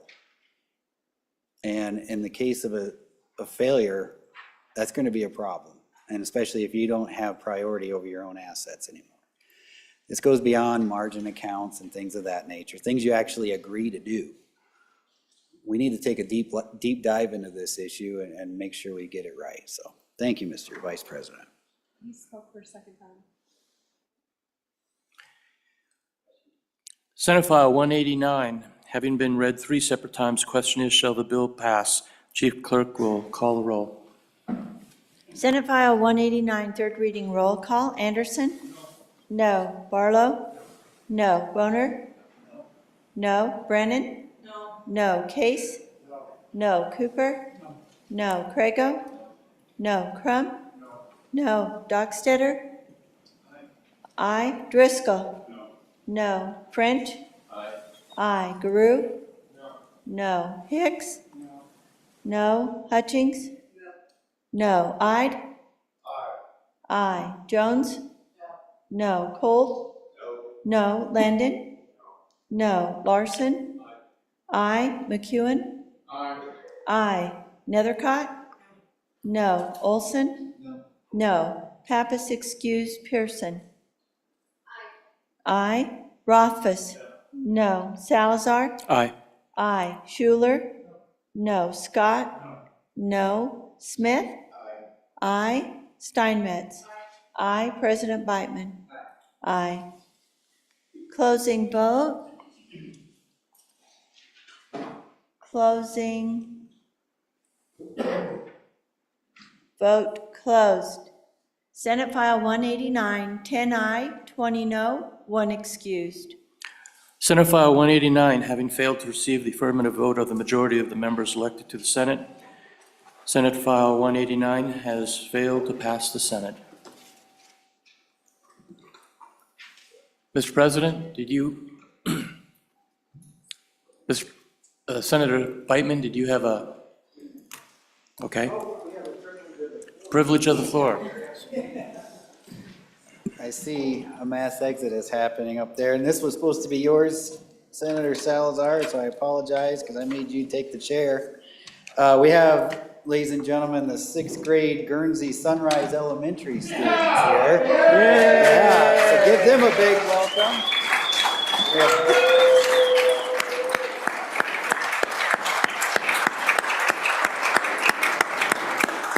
fine-looking kids here. Welcome to the Senate. Thank you for your patience. Thank you, Mr. President. Senate File 190, third reading of the Senate bill. Senate File 190, Election Transparency, sponsored by Senator Beitman, an act relating to elections. Senator Beitman. There's an amendment. Oh, okay. Let's read in the amendment. Senate File 190, third reading amendment number 1, delete. Senator Guru. Thank you, Mr. Chairman. I move third reading amendment number 1 to Senate File 190 and ask for your favorable consideration. Mr. Vice President, yesterday we had an amendment to move the timing on the election, the dates for early voting to 21 days. And we were told that that was after consultation with some of our folks who run elections at the local level, that was pretty much the way to go. And then I saw later on, actually an email from one of those clerks from up north here and said that was true.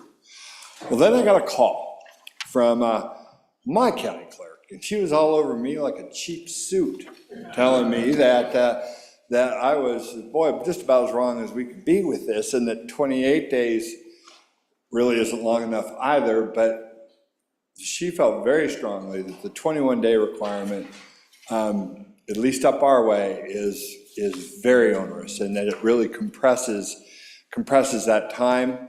So it's going to cause her to lose election officials who really don't want to be after the last election. They were just really overworked, and it's just going to be a big financial burden for the counties, and I don't think the county's alone. So I ask you to take a look at this, 28 days. I know we had the argument out yesterday, but after hearing from my clerk, I had no choice but to bring this amendment there, Mr. Vice President, and urge your support. Thank you. Other discussion? Senator Cooper. Thank you, Mr. Vice President.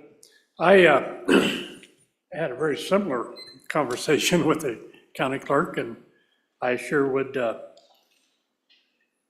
agree with what the previous speaker said.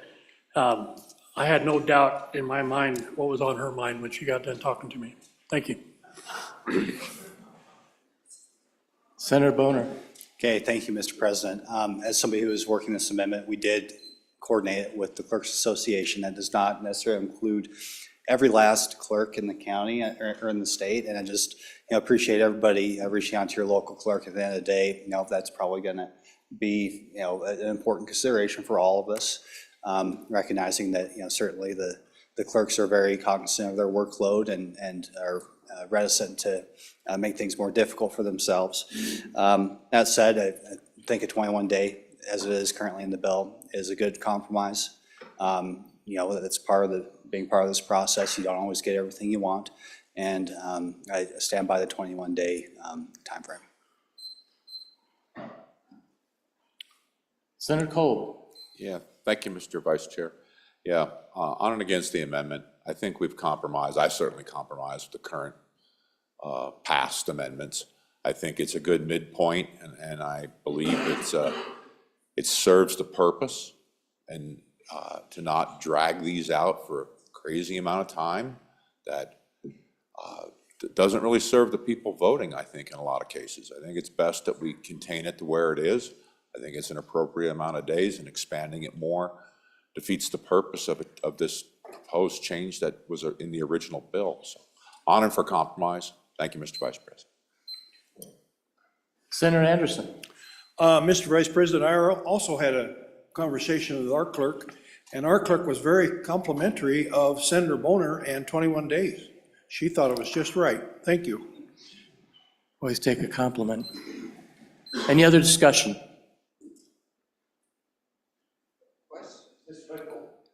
Yes. Senator Doxson.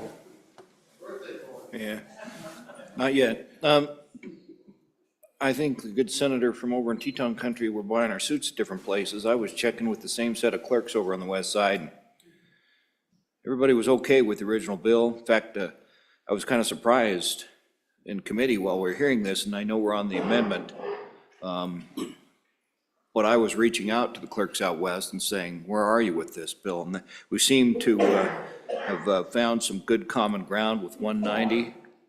So I would be opposed to the amendment changing anything. I think we're sending this bill in the right direction. Find and compliment the sponsors. It's good work. Let's get the bill through without the amendment. Any other discussion?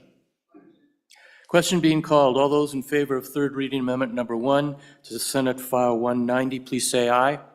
Aye. Those opposed? No. The chair is in doubt. All those in favor, please stand.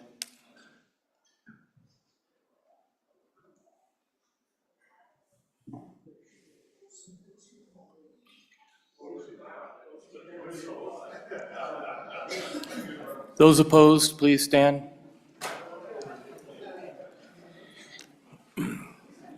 Third reading amendment number 1 to Senate File 190 has failed. We're back on the bill.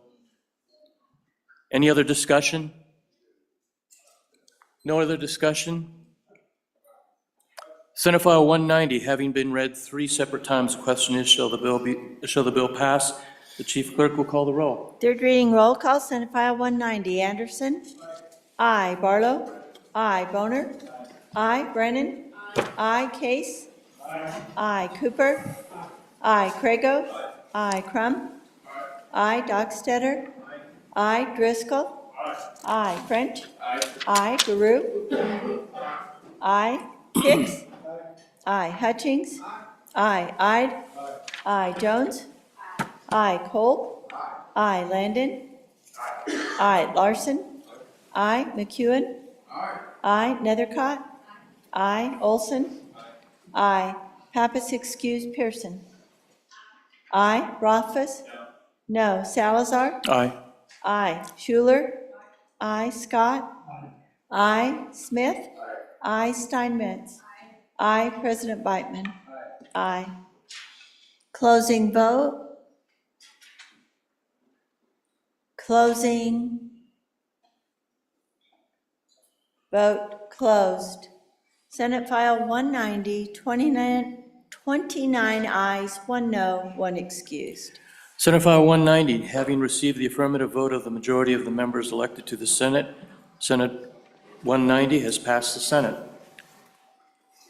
Senate File 195, third reading of the Senate file, and I think there is an amendment. Senate File 195, Small Business Emergency Bridge Loan Program, sponsored by Senator Beitman, an act relating to the Department of Agriculture. Senator Beitman? I'm sorry, Senator Hicks, didn't see you. Mr. Vice President, I move third reading amendment number 1 to Senate File 195 and would ask for your favorable consideration. It looks like a long amendment, but most of it's just conforming because it moves the loan program from the Department of Agriculture to the Office of State Lands and Investment. You have on your desk a copy of the loan programs that they already administer for farm loans in there. You can look at that. So under their existing loan program, you can purchase lands, you can purchase livestock, fertilizer, equipment. I think specifically to this issue, you can also purchase construction and install improvements and stuff. So the bill contemplates something different, which is a good thing, to have a bridge loan. But the point I'm trying to get to, these people already know how to do ag loans and to do loans for these similar purposes. It seemed like it was a better fit to put it in the Office of State Lands than trying to set up a whole new loan program in the Department of Agriculture. The only two other things the amendment does, if you go on to page 1 down to line 29, it changes the maximum amount from $1,500,000 to $750,000 under an emergency bridge loan. And then if you flip over to page 2 on the back, it changes the total appropriations from $50 million to $25 million. I think this is a great bill. I think just in the spirit of trying to make this better, I think, again, this is a program we need to get stood up, and then an opportunity is to look at this as we move forward and make it even better. So on and for the amendment. Stand for any questions. We need the amendment read in. Senate File 195, third reading amendment number 1, page 1, line 1, delete. Discussion?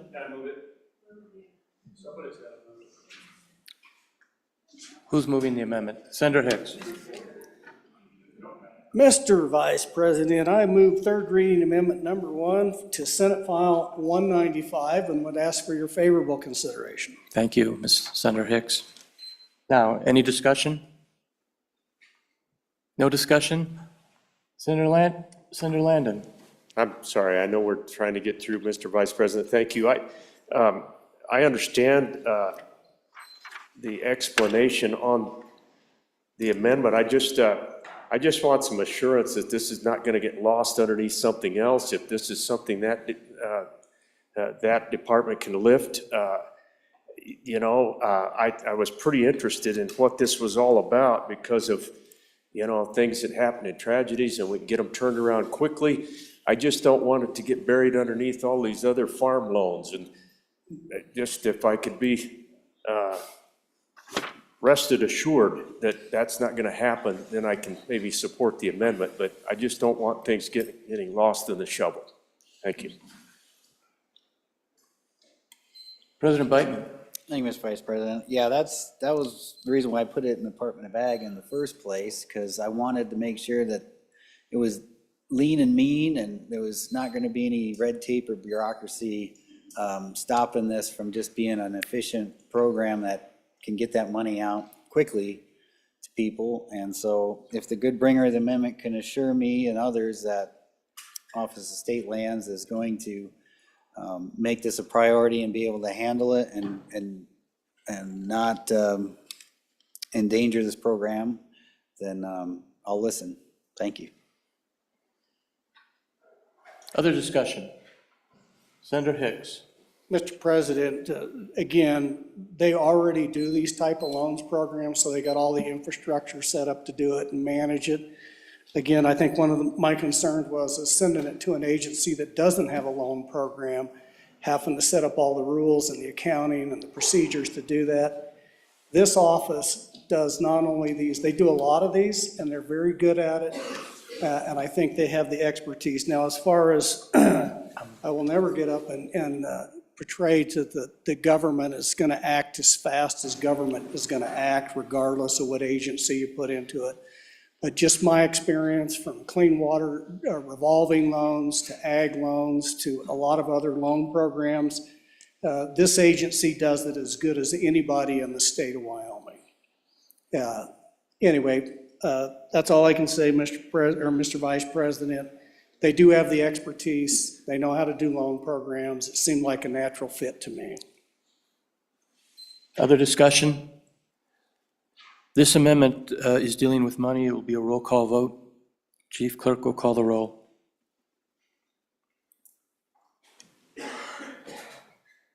Third reading amendment number 1 to Senate File 195. Roll call. Anderson? Aye. Aye. Barlow? No. Boner? No. Brennan? Aye. I, Case. No. Cooper? I, Craigo. No. Crum? I, Dockstetter. No. Driscoll? I, French? No. Guru? I, Hicks? I, Hutchings? I, Ide? I, Jones? No. Cole? I, Landon? I, Larson? No. McEwen? No. Nethercott? No. Olson? No. Pappas excused. Pearson? I, Rothfuss? I, Salazar? No. No. Schuler? I, Scott? I, Smith? No. Steinmetz? I, President Beitman? No. Closing vote. Closing. Vote closed. Third reading amendment number 1 to Senate File 195, 16 aye, 14 no, 1 excused. Third reading amendment number 1 to Senate File 195 is passed. We're back on the bill. Any discussion? No discussion? Senate File 195, having been read 3 separate times, question is, shall the bill pass? The chief clerk will call the roll.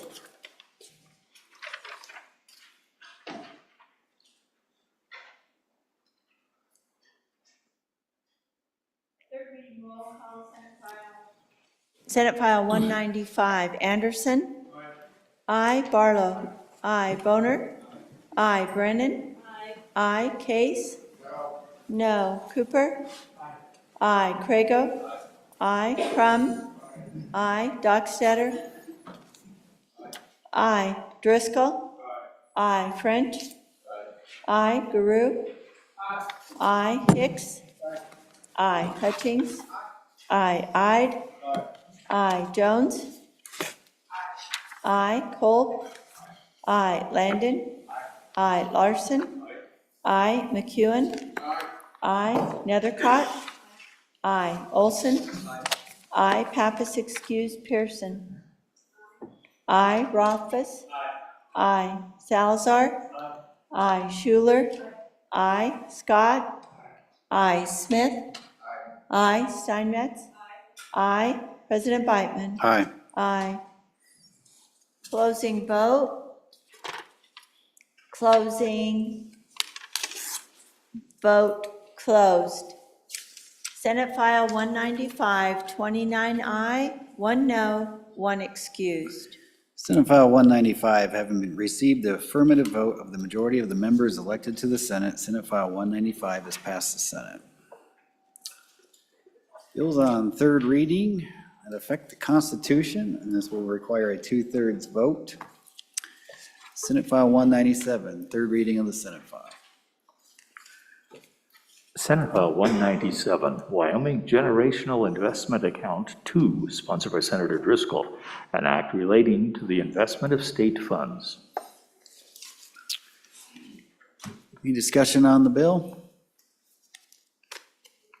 Discussion on the bill. All right, we're ready for the question, Chief Clerk. Okay, Senate File 197, having been read 3 separate times. Question is, shall the bill pass? The Chief Clerk will call the roll. Third reading roll call, Senate File 197.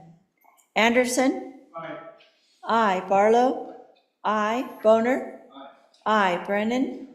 Aye. Case? Cooper? Aye. Craigo? Aye. Crum? Aye. Dockstetter? Aye. Driscoll? Aye. French? Aye. Guru? Aye. Hicks? Aye. Hutchings?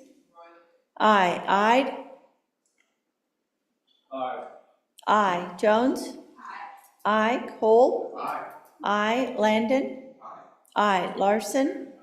Aye. McEwen? Aye. Nethercott? Aye. Olson? Aye. Pappas excused. Pearson? Aye. Rothfuss? Aye. Case? No. Salazar? Aye. Schuler? Aye. Scott? Aye. Smith? Aye. Steinmetz? Aye. President Beitman? Aye. Aye. Closing vote. Closing.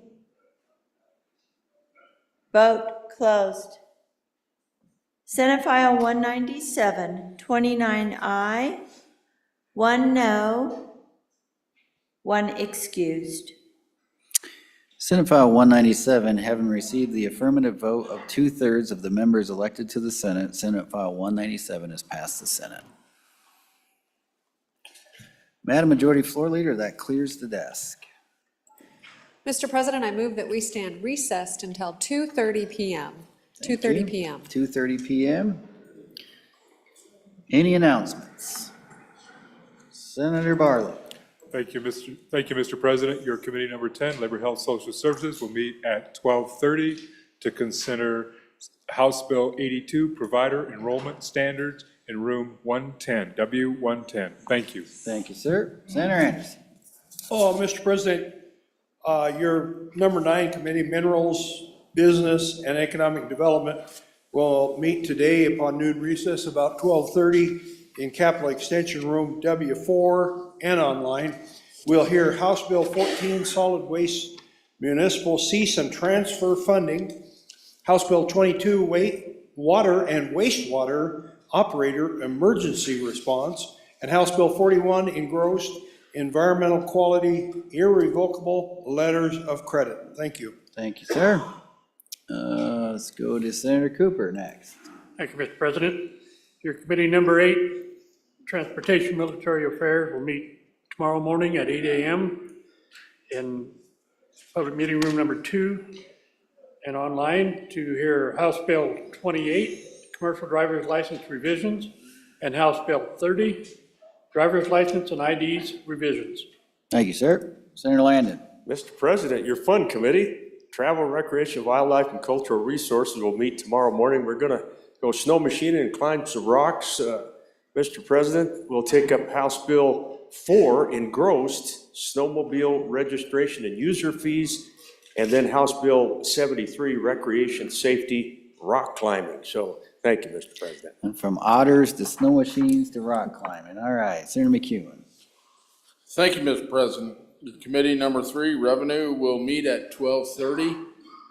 We will be taking up House Bill 11, Engrossed, Manufacturing Sales and Use Tax Exemption Amendments, and House Bill 75, Coal Severance Tax Rate. Thank you, Mr. President. All right, sounds pretty taxing. Mr. Vice President. Thank you, Mr. President. Senate Appropriations will be meeting tomorrow upon noon recess in room 113. We'll be dealing with 4 House bills. House Bill 86, Public Property and Buildings. House Bill 97, Property Conveyance Near Critical Infrastructure. House Joint 1, Amending Wyoming's Act of Admission for Earnings. And House Bill 166, State Auditor Payment Transparency. Thank you, Mr. President. Thank you, Mr. Vice President. Any other announcements? You all heard the majority floor leader's motion. All those in favor say aye. All those opposed, no. Motion carries. The Senate will stand recessed till 2:30 p.m.